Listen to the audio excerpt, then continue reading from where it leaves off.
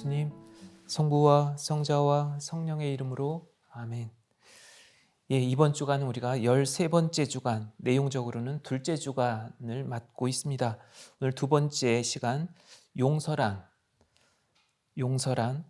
우리 신앙인들에게 있어서 가장 큰 주제이고, 그리고 늘 마음의 부담으로 안고 가는 그런 주제이기도 합니다. 그래서 이렇게 이 용서란 이 주제는 과연 우리가 인간으로서 실천할 수 있는 부분인가, 하나님께 제대로 응답을 들을 수 있는 그러한 주제인가라는 그런 질문도 하게 됩니다. 그렇지만 그렇다고 해서 이 용서라는 그런 주제를, 그리고 또 나름대로의 어떤 개인적인 사명, 또 체험들을 없는 것처럼 그렇게 모르는 척하고 지나갈 수는 없습니다.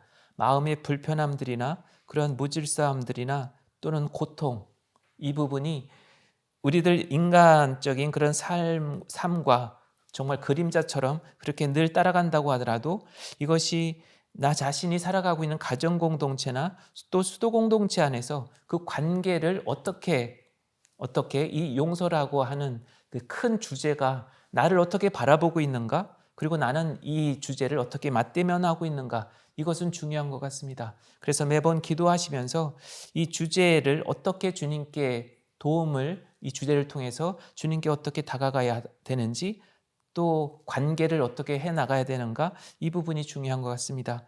오늘 그래서 이 용서라는 주제에 따른 그런 의미는 공동체 안으로 어떻게 내 자신이 더 깊이 들어갈 수 있겠는가, 가정이든 수도 공동체든. 그래서 진정한 어떤 사랑, 주님께서 허락하시는 그런 사랑을 또 통해서 그러한 어떤 내 안에 그런 고통과 때로는 용서하지 못하는 이런 마음들 때문에 힘들어하는데, 이것을 발판으로 해서 어떻게 새롭게 공동체를 구성해 나갈 것인가, 공동체에 내가 더 깊이 들어갈 것인가, 또 변화에 대해서 어떠한 약속을 할 수 있겠는가, 이 부분이 중요한 것 같습니다. 그래서 오늘 함께 저와 함께 이 주제에 대해서 한번 깊이 여러분들의 체험 안으로 들어가는 시간이 되셨으면 좋겠습니다. 여기에 구약과 이 복음서에 나와 있는 이 용서에 대한, 그리고 또 속죄에 대한 이런 내용들 한 몇 가지 좀 언급해 보면, 이 내용을 참고로 해서 여러분들이 기도하실 때 좀 참 이렇게 기도 주제로 삼으시면 도움이 되지 않을까 합니다. 레위기 4장 3절에 보면 이런 부분이 있습니다. 기름 부음 받은 사제가 죄를 지어 백성도 죄인이 되게 하였으면 자기가 저지른 죄를 용서받기 위하여 흠없는 황소 한 마리를 주님에게 속죄 제물로 바쳐야 한다. 이제 구약 성경에 보면 그런 죄에 대한 그런 속죄 제물로 이러한 어린 양이나 아니면 다른 어떤 동물들을 제물로 봉헌하기도 했지요. 또 민수기 15장 28절을 보면 사제는 실수로 죄를 저지른 그 사람을 위하여 주님 앞에서 속죄 예식을 거행한다. 이렇게 그를 위하여 속죄 예식을 거행하면 그는 용서를 받는다. 현대 우리 교회 안에서 많은 신자들이, 고해소에서 많은 신자들이 사제에게 고해를 하지요. 그러면 그 사제는 수많은 그런 갖가지 많은 그러한 죄스러운 이야기들을 사제는 들으면서 또 그에 대한 위로의 말씀도 건네지만, 또 동시에 사제는 그 사람을 위해서 기도합니다. 사제경도 영해 주시지만 사제는 그것을 안고 십자가를 당신의 십자가로 여기고 평생 동안, 우리 고해 비밀 그런 거 없지요, 그죠? 그것처럼 사제는 신자들이 고해한 수많은 그런 죄의 그런 아주 다양한 그런 삶의 경험들, 아픔들, 그 고통들을 예수님의 그런 십자가 앞으로 가지고 갑니다. 그리고 그들을 위해서 기도를 하지요. 구약이나 또 오늘날의 그런 사제들이나 사제의 몫은 분명한 것 같습니다. 그리고 마태오복음 6장 14절 이 부분이 있죠.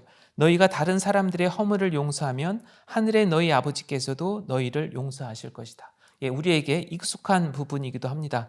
우리가 살아가면서 마음에 맺혀 있는 것, 마음의 여러 가지 아픔이나 그런 고통, 이러한 부분들을 끝까지 죽을 때까지 안고 간다라고 한다면 과연 하느님 앞에 갔을 때 그 부분이 어떻게 될 것인가, 사실 저도 궁금합니다. 마태복음 18장 22절 이 내용은 여러분들이 익숙한 말씀이죠. 여러분들에게 예수님께서 그에게 대답하셨다. 내가 너에게 말한다. 7번이 아니라 77번까지라도 용서해야 한다. 힘들지만 나에게 상처를 주었거나 나에게 고통을 준 사람을 어떻게 쉽게 잊을 수가 있겠습니까? 그럼에도 불구하고 그 사람이 죄를 뉘우치고 또 그 사람이 자신이 행한 그런 누군가에게 아픔을 주었다는 것에 대해서 진정으로 뉘우친다라고 한다면 이것을 어떻게 할 것인가? 예수님은 말씀하고 계시는 거죠. 그럴 경우에 용서해 주어라. 한 번이건 두 번이건 세 번이건 일곱 번이건. 그래서 우선 그 루카복음 15장 11절에서 32절 이 내용을 가지고 이렇게 오늘 말씀을 좀 이렇게 가늠해 보면, 정리를 해 보면, 잃었던 아들의 비유, 탕자의 비유, 여러분들 잘 아시죠? 아버지의 무한한 사랑, 둘째 아들, 큰 아들 모두가 그냥 객관적으로 보더라도 그렇게 좀 만족스러운 그런 모습들은 아니지만 그래도 자신들의 삶에 대해서 온전히 뉘우치고 아버지께 돌아가는 이러한 모습들 보면서 아버지는 일일이 아주 세세하게 물으시지 않습니다. 그냥 있는 그대로 둘째 아들의 그러한 부족한 허물들, 지난날의 그런 시간들을 있는 그대로 다 받아들이시지 않습니까? 하느님과 우리들과의 관계는 바로 그런 것 같습니다. 그래서 하느님을 너무 벌을 내리시는 그런 하느님이 아니라 용서의 하느님, 그냥 무한히 받아주시는 하느님, 그러나 하느님은 정의로우신 분이다. 이 부분은 우리가 간과해서는 안 될 것 같습니다. 영신수련 54번 영적 담화에 대해서 이렇게 이야기를 하고 있는데, 그 영적 담화 이 내용을 한번 보시면서 우리가 주님께 그리고 또 성모님께 어떻게 도움을 청해야 하는지, 성모님을 통해서 예수님께 향하고 예수님을 통해서 성부께로 향하는 이러한 삼중 담화 안에서 우리들의 인간적인 허물들을 풀어나가는 그러한 일상, 보다 더 깨어있는 여러분들의 신앙생활이 될 수 있도록 오늘 하루도 복된 하루가 되셨으면 좋겠습니다. 오늘 이 시간 여기서 마치도록 하겠습니다. 성부와 성자와 성령의 이름으로 아멘.